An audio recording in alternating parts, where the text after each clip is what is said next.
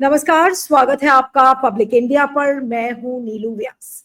मोहन भागवत कल एक कार्यक्रम में बोलते बोलते वो कह गए जो मोदी जी कभी सुनना नहीं चाह रहे थे। और मोदी जी विदेश दौरे से अपने एक लंबे चौड़े और इतिहास के अपने सबसे लंबे जब विदेश दौरे से वापस आ रहे थे, तो आते आते मोहन भागवत ने ये कह दिया कि जब 75 साल की उम्र में आपको कोई शॉल पहनाए, तो इसका मतलब ये है कि अब आप सोच लीजिए कि आपका समय खत्म हो गया है।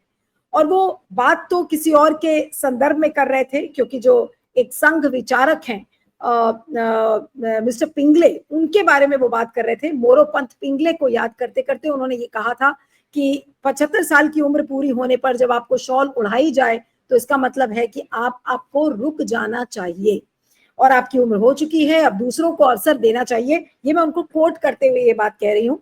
तो मोहन भागवत का ये कहना, तो क्या ये मोदी जी के लिए वाकई में संदेश है कि मोदी जी अब अपना बोरिया बिस्तर बांध ले, अब उनको झोला उठाकर जाने का समय आ चुका है? तो एक तो ये विषय है आज जिस पर हम बात करेंगे अपने खास मेहमान से, और दूसरा विषय हमारे जो नेशनल सिक्योरिटी एडवाइजर हैं अजीत डोवल साहब, उन्होंने ये कहा और उन्होंने खासकर अंतरराष्ट्रीय मीडिया को तंज कसते हुए ये कहा कि आप हमारे खिलाफ एक सबूत दिखा दीजिए कि अगर भारत में कोई भी नुकसान ऑपरेशन सिंदूर के दौरान हुआ हो। तो इस तरीके की चुनौती उन्होंने आईआईटी मद्रास में वो बात कर रहे थे, और उनका ये बयान इस समय काफी वायरल हो रहा है सोशल मीडिया पर। और उन्होंने अंतरराष्ट्रीय मीडिया को चुनौती दी, और खासकर न्यूयॉर्क टाइम्स को जिसने की रिपोर्ट की थी, और तमाम वो जो नुकसान हुआ था उसको लेकर ये खबरें आई थी, तो उसी पर तंज कसते हुए आज अजीत डोवल ने ये बातें कही हैं। अब अजीत डोवल बिल्कुल इस पूरे ऑपरेशन सिंदूर के दौरान बिल्कुल गायब थे। या तो वो न्यूज में बने रहने के लिए उन्होंने ये तार ऐसा छेड़ दिया था कि लोग उनको डिस्कस करें, क्योंकि इस पूरे ऑपरेशन सिंदूर के दौरान अजीत डोवल कहाँ थे किसी को पता ही नहीं है, क्योंकि हर चीज तो मोदी जी करते हुए नजर आ रहे थे कि मोदी जी ने सेना को पूरा कारभार सौंप दिया है, हर चीज अमित शाह करते हुए नजर आ रहे थे, अजीत डोवल का कोई नाम ही नहीं ले रहा था। तो कहीं ऐसा तो नहीं कि आज अजीत डोवल आईआईटी मद्रास में गए और उनको अपने आप को रेलिवेंट रखने का एक मौका मिला, और उन्होंने सोचा कि ये बयान ऐसा दिया जाए तो मीडिया फिर हमें डिस्कस करेगा, वो मीडिया जो उन्हें भूल चुका था। तो आज इसी दोनों विषय पर हम चर्चा करेंगे। हमारे साथ कांग्रेस के वरिष्ठ प्रवक्ता सुरेंद्र राजपूत जी जुड़ रहे हैं। सुरेंद्र जी, आपका बहुत बहुत स्वागत है। Thank you so much for joining. और शुरुआत, ऑलवेज वेलकम सुरेंद्र जी। और भागवत के बयान से शुरुआत करूंगी कि भागवत ने जो कल बयान दिया मोरोपंत पिंगले को याद करते करते, क्या वो मोदी जी पर एक सीधा सीधा हमला नहीं था? और क्या ये संदेश नहीं है कि मोदी जी, या फिर हम इसको इस तरह से लें कि भाई मोदी और भागवत दोनों का समय अब जाने का आ चुका है? नीलू, मैं आपसे बताऊं, बड़ी सिंपल सी बात है कि संघ वाले हों या वरिष्ठ लोग हों, ये बात संकेतों में करते हैं। जब भारतीय जनता पार्टी की सरकार आई थी, आपको याद होगा 2014 में, तो इन्होंने एक मार्गदर्शक मंडल बनाया था। इन्होंने कहा था कि 75 साल से ऊपर के लोगों के लिए ये मार्गदर्शक मंडल है, और वो मोर और लेस सबके लिए वो करते चले गए। 75 साल से ऊपर के लोगों को हटाते भी चले गए, कुछ लोगों को मन से हटाया, कुछ लोगों को मजबूरी में हटाया। चाहे आप लाल कृष्ण आडवाणी साहब हों, चाहे मुरली मनोहर जोशी साहब हों, तमाम लोगों को इन्होंने इस तरीके से किनारे किया।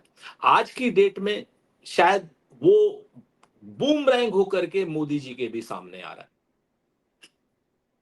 वो तो कहते हैं ना कि तारीख हमेशा खुद को दोहराती है, तो अब बूमरैंग होकर के उनके सामने भी आ रहा है। तो उनको याद दिलाने के लिए उन्हीं के समकक्ष एज में बात कर रहा हूं मैं, तो वो याद दिला रहे हैं उनको कि भाई आप 75 के हो गए हैं, अब रिस्पेक्टफुली एग्जिट होनी चाहिए, या आप मार्गदर्शक मंडल में जाइए।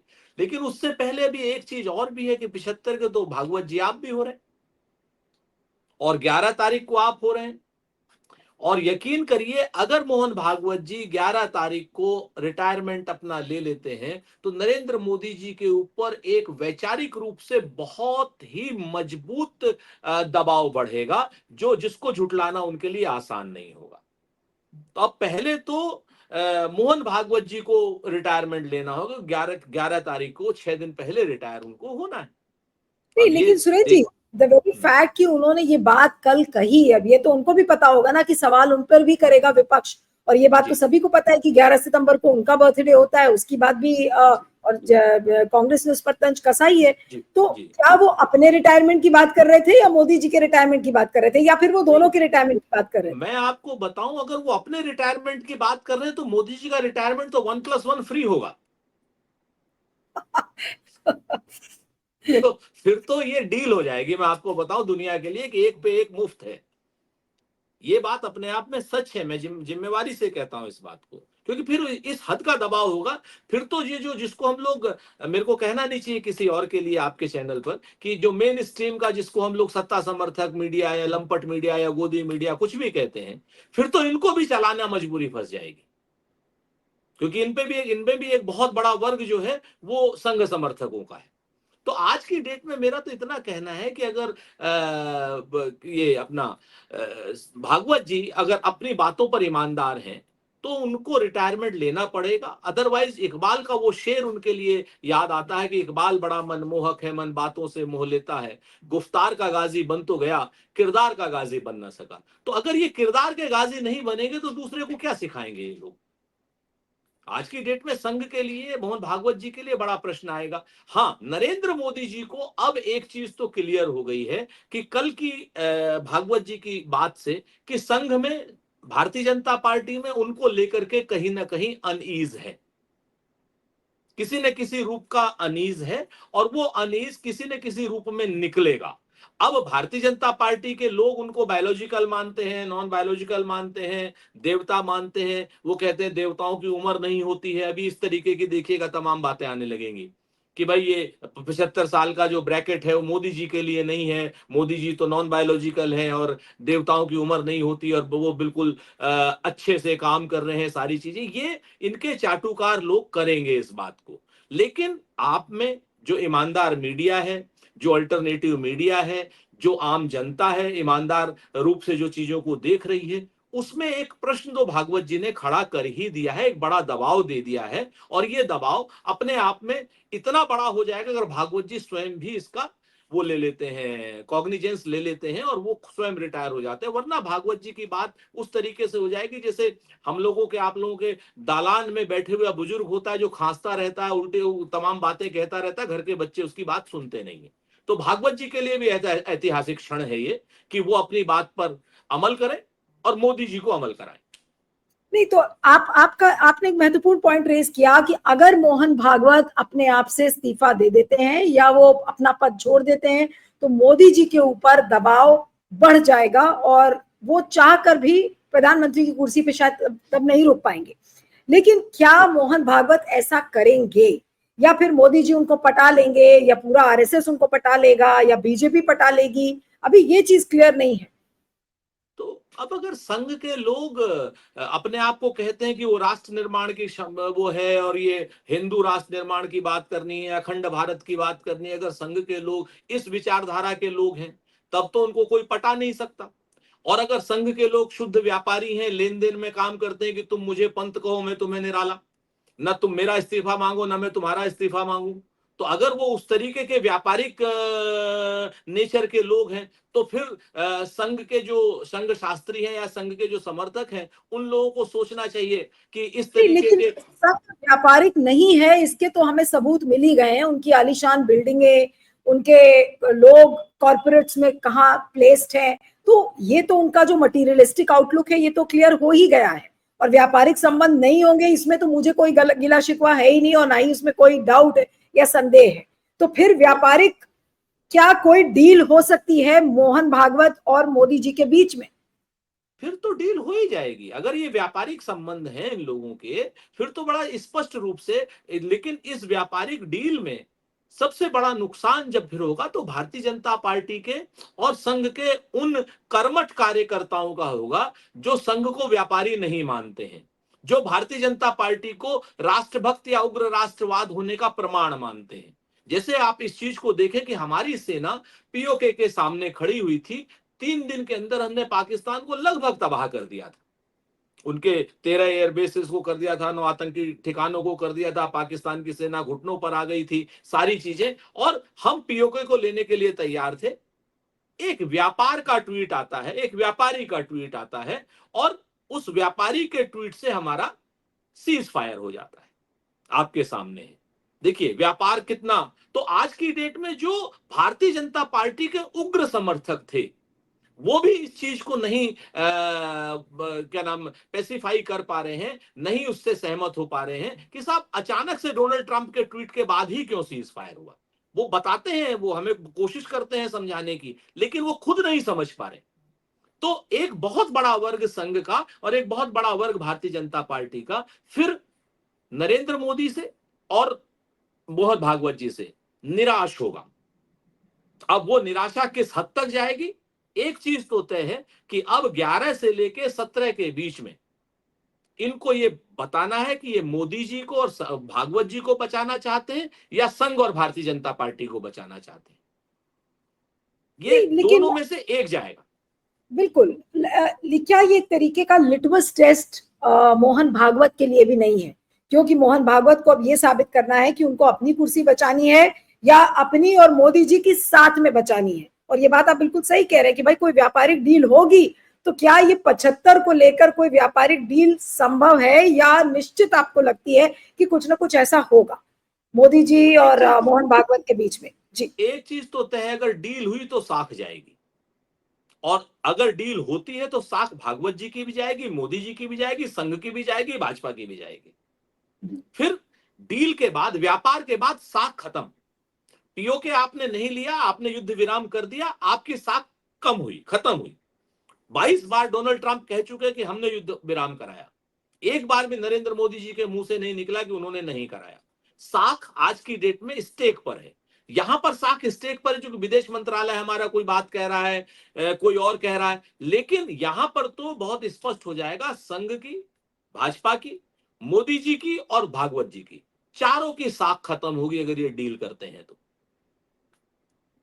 डील के बाद तो साख खत्म है, फिर व्यापार आप कर लीजिए, आप रहिए, आप 2029 तक प्रधानमंत्री, अगर बीच में कहीं कोई कूप नहीं होता है, कोई विद्रोह नहीं होता है, या किसी तरीके की कोई भारतीय जनता पार्टी में आंतरिक कलह नहीं होती है, तब तक आप, या इनके जो साथी हैं आपका, चाहे जेडीयू हो और चाहे आपका क्या नाम नायडू साहब हो, वो अलग नहीं हटते हैं, रहिए आप प्रधानमंत्री। लेकिन उसके बाद आप एक तरीके से जिसको कहा जाए दंत विहीन, नख विहीन और इज्जत विहीन प्रधानमंत्री रहेंगे बिल्कुल।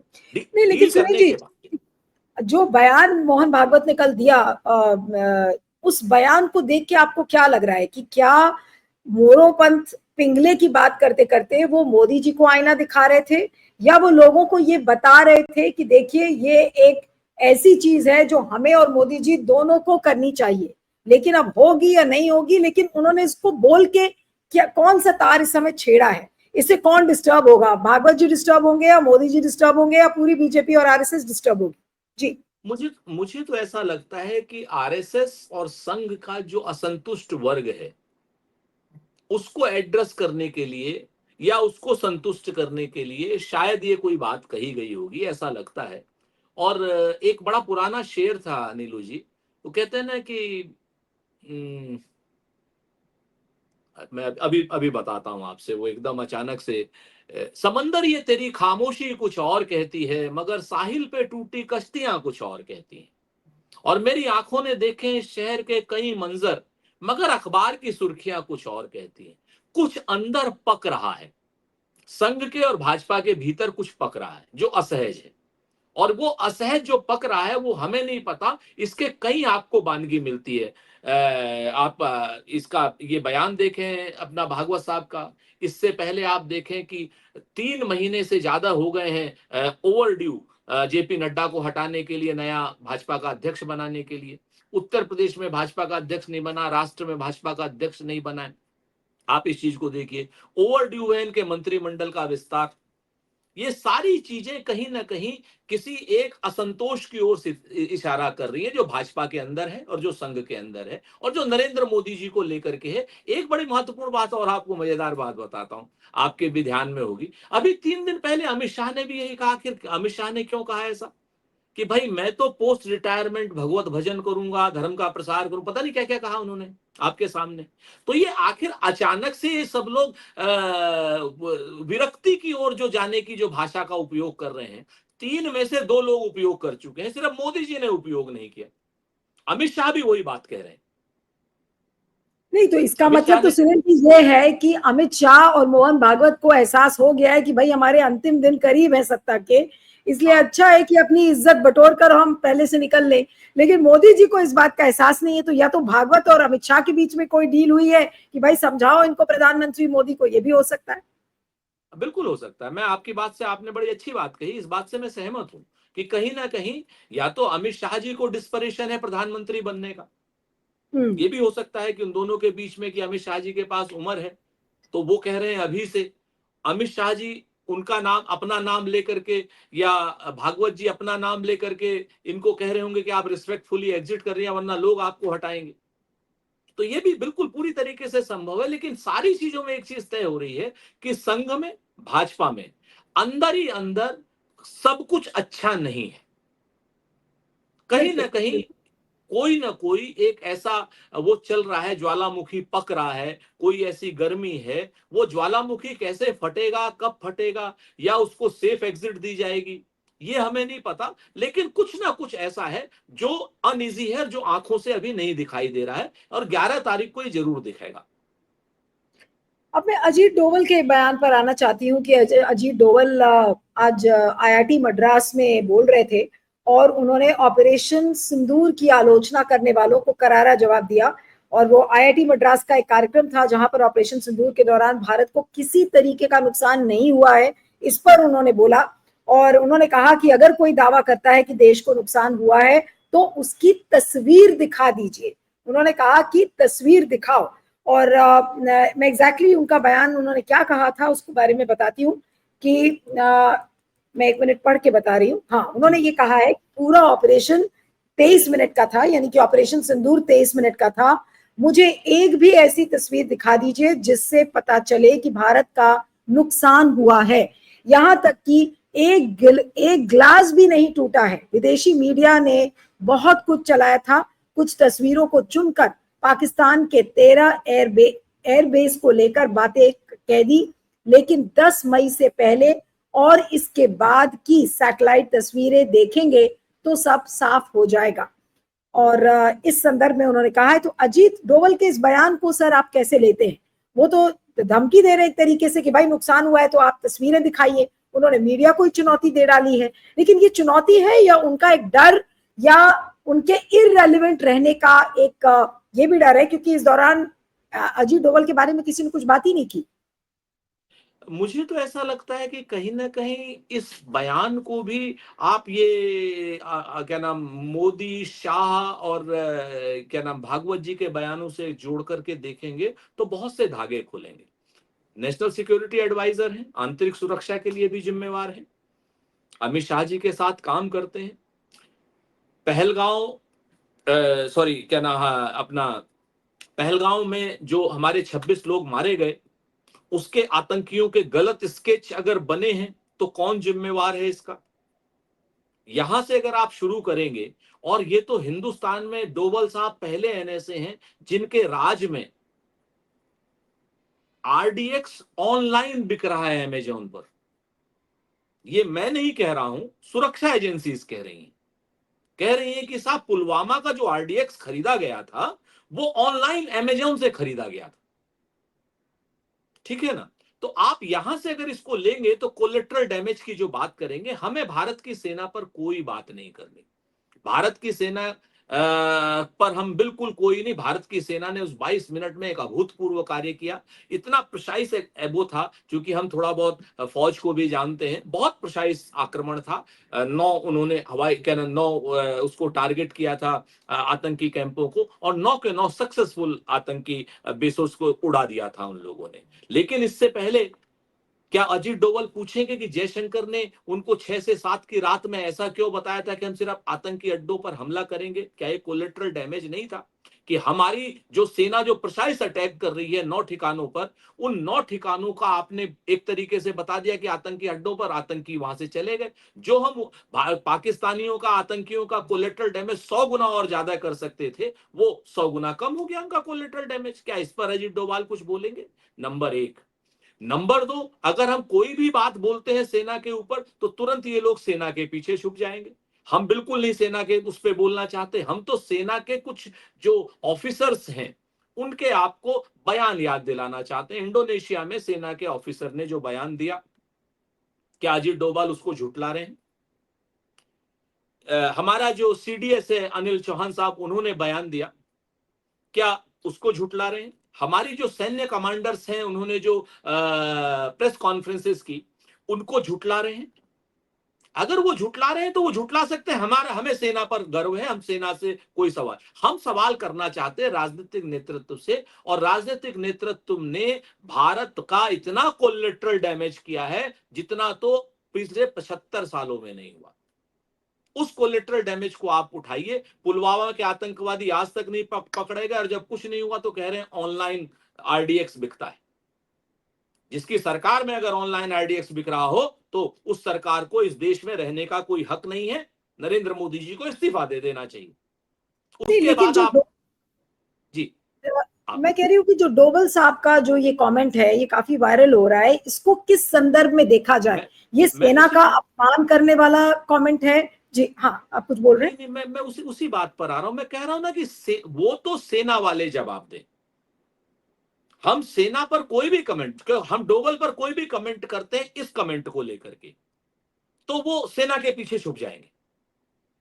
आप कुछ भी वो करेंगे उस सेना के पीछे। कारण क्या है कि एक ऐसा हताश निराश व्यक्ति जो सारी चीजें अपनी खो चुका हो, वो आज की डेट में सेना को आगे करके अपनी रेलिवेंसी को स्थापित करने की कोशिश कर रहे हैं। इस पर तो यही कमेंट किया जा सकता है, अपनी रेलिवेंस। उनका जो काम है, डोभाल साहब का काम है मणिपुर की शांति लाना। डोभाल साहब का काम है क्या नाम जो है पुलवामा के आतंकवादियों को पकड़ना। डोभाल साहब का काम है पहलगांव के आतंकवादियों को पकड़ना। और पहलगांव के आतंकवादियों को पकड़ने की तो बात छोड़ दीजिए, उनके तो स्केचेस आप लोगों ने गलत बना दिए, ये एनआईए बोल रही है। तो डोभाल साहब की बात पर भरोसा कौन करे, जो जबकि डोभाल साहब की जो सुरक्षा जिसके लिए डोभाल साहब जिम्मेवार हैं, वही काम पूरा नहीं कर रहे। आज की डेट में हमने जितने दोस्त तो खोए लेकिन हैं पूरी आपको क्या दुनिया। लग रहा है, जो ये मीडिया को चुनौती देते हुए डोभाल साहब नजर आ रहे हैं, ये क्या मीडिया को इसीलिए चुनौती दे रहे हैं ताकि मीडिया ये सवाल ही ना करे कि भाई आज 2 महीने से ऑलमोस्ट 3 महीने होने जा रहे हैं पहलगाम की घटना को। 22 अप्रैल को ये घटना हुई थी, आज ऑलरेडी 10 जुलाई हो चुकी है, यानी कि 10 दिन बाद 3 महीने हो जाएंगे। लेकिन उन 4 या 5 आतंकवादियों का क्या ठिकाना है, कहाँ है, कोई पता नहीं है, कोई अरेस्ट नहीं है। तो क्या उस चीज पर सवाल न किए जाएं, इस वजह से उन्होंने ये एक राग छेड़ दी है? सबसे पहले तो एक बात और बता दूं इससे पहले कि ये ग्रीन टी है, कहीं पता चला आपके टीवी चैनल के दर्शक जो है ये मैं भी बहुत सोचेंगे झेलती हूँ, कोई बात नहीं, बोलिए। जी। बोलिए सर, बोलिए। तो मसला क्या है कि अजीत डोभाल साहब इस समय अप्रासंगिक हो गए हैं, और उस अपनी प्रासंगिकता को बनाए रखने के लिए, और मेन स्ट्रीम मीडिया में तो रीढ़ की हड्डी है नहीं, तो उनको आपको डराना क्या, दबाना क्या, वो तो पहले ही रेप्टाइल आपके सामने बने हुए हैं।